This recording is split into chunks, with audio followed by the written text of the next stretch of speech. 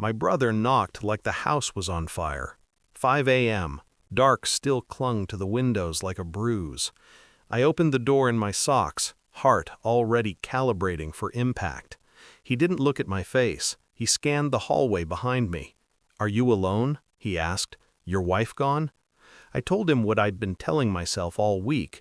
She's on a work trip. He stepped inside and locked the door. The click echoed too loudly. "Perfect," he said, "because she didn't travel."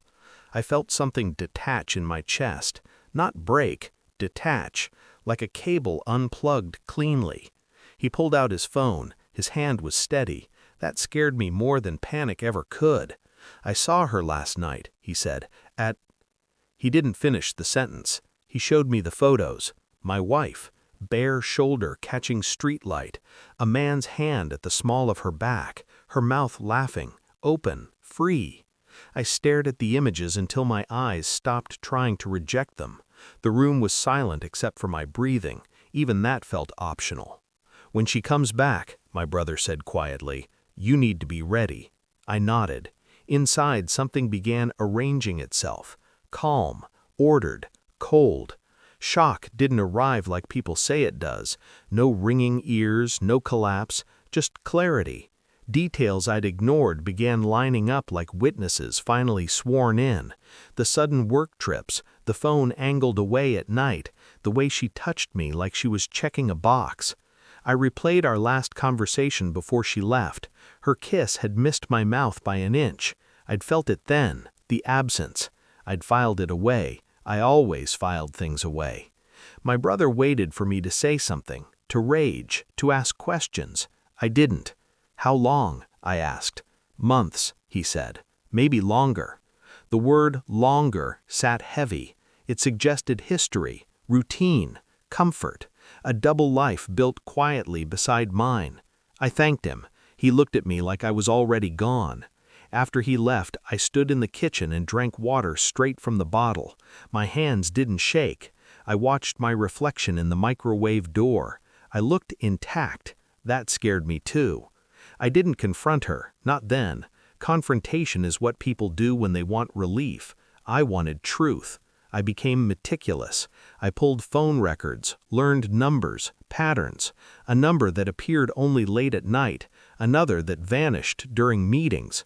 I watched her on video calls, the way she smiled before answering, the way she muted herself to laugh. I followed her social media shadows, the likes that came too fast, the comments deleted seconds after posting.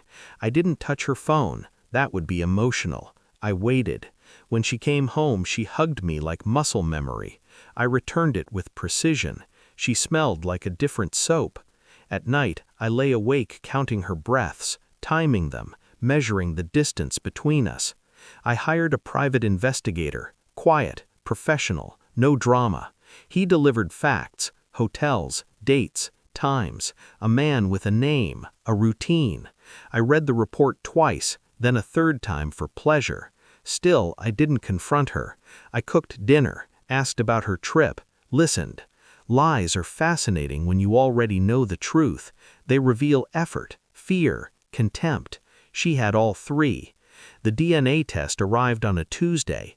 I hadn't planned to need it, but suspicion grows appetites. Our son's smile had always seemed borrowed. Now I knew why. The report was thin, clinical, final. I placed it on the table that night after dinner. "Can you read this?" I asked. She scanned a page. Once, twice. Her face emptied. "No," she said. "That's wrong." I watched her unravel with scientific interest. "I know about him," I said. "I know where you go. I know how long." Her mouth opened, closed. I didn't raise my voice, didn't ask why. Why is irrelevant once the truth arrives. She cried, loud, ugly, begging shaped like apologies. I waited until she was finished. "I've already spoken to a lawyer," I said, "and his wife." That landed. Her sobbing stopped mid-breath. I slid another folder across the table. Photos, dates, names. "Everything is documented," I continued. "Your employer, his, our families." She reached for me. I stepped back. "This isn't revenge," I said. It's balance. I'd arranged custody, assets, silence. She would leave with enough to survive, not enough to forget. When she packed, I watched from the doorway. She didn't meet my eyes. Control is quiet. It doesn't need witnesses. After she left, the house felt larger, cleaner. I stood in the doorway long after her car disappeared. I felt nothing resembling loss, only space. People think closure is forgiveness. It's not.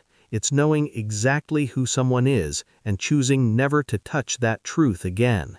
I turned off the lights and walked away without looking back.